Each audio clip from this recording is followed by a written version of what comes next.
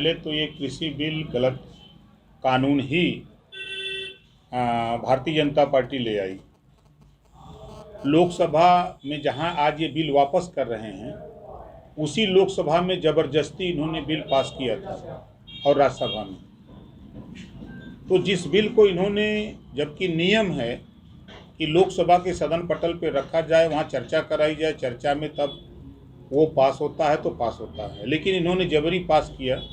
तो काले कानून बनने के बाद 1 साल लगातार लगभग किसानों ने आंदोलन किया।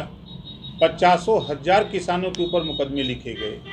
जो भी पार्टी के लोग किसानों के समर्थन में उतरे, उनके भी ऊपर मुकदमे लिखे गए। भारतीय जनता पार्टी जीप चढ़ा करके 4-4 किसान, एक पत्रकार की हत्या करती है, जो वर्तमान केंद्रीय राज्य मंत्री हैं अजय मिश्रा टेनी, उनके बेटे के द्वारा। उसके एवज में 9 लोगों की हत्या होती है। आज तक तो उसको अपने मंत्रिमंडल में बनाए हुए हैं, जिसके ऊपर 302, 120 का मुकदमा पंजीकृत हो। अगर वहीं किसी गरीब कमज़ोर के ऊपर होता तो उठा के चढ़ उसी दिन थाने में डाल दिया जाता। क्या है, उसको बर्खास्त करेंगे? वो जो इनके आंदोलन की, इस कानून से लगभग 700 से ज़्यादा किसान शहीद हो गए। क्या वो वापस आएंगे? इनके कृषि बिल वापस करने से जो 700 जवान किसान शहीद हो गए, वो तो वापस नहीं आएंगे।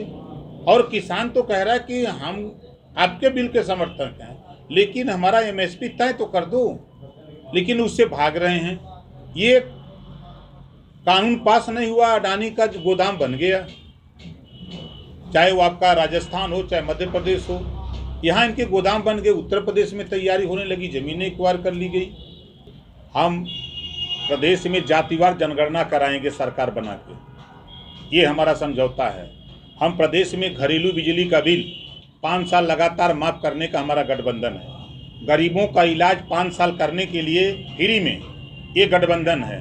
हम सामाजिक न्याय समिति की रिपोर्ट जो रद्दी की टोकरी में भारतीय जनता पार्टी ने रखा है, योगी सरकार ने रखा है, उस सामाजिक न्याय समिति की रिपोर्ट लागू करने के लिए हमारा गठबंधन है। हम प्रदेश में भाईचारा, अमन चैन कायम करने के लिए गठबंधन किए हैं। हम प्रदेश में नौजवानों को रोजगार देने के लिए गठबंधन है। व्यापारियों को राहत देने के लिए गठबंधन है। हम किसानों को सहूलियत देने के लिए गठबंधन किए हैं। महंगाई कम करने के लिए किए हैं। भ्रष्टाचार कम करने के लिए गठबंधन किए हैं। सीट का हमारा झगड़ा नहीं रहता है। अगर मुझे MLA, MP, मंत्री बनने का शौक होता तो मैं तो मंत्री बना ही था।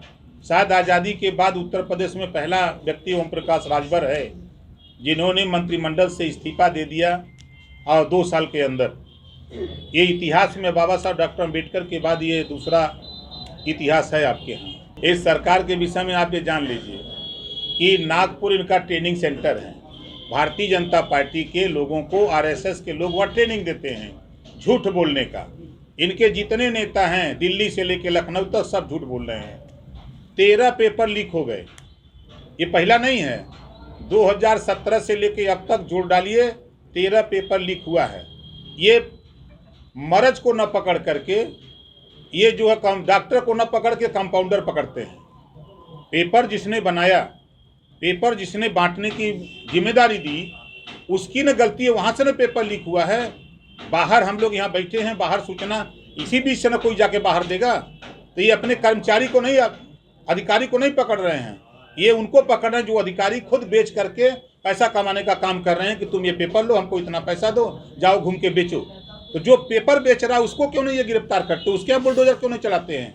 आप शिक्षा विभाग में जो भ्रष्टाचार का आलम था, जो DM ने भ्रष्टाचार किया कोरोना में, उसको गोरखपुर का DM बना के रखे हैं। जो जितना इस सरकार में जितना जो भ्रष्टाचार होगा, उसको उतना अच्छा पद मिलेगा। इटावा में SP को थप्पड़ मारा BJP का नेता, उसको जिलाध्यक्ष का चार्ज मिल गया।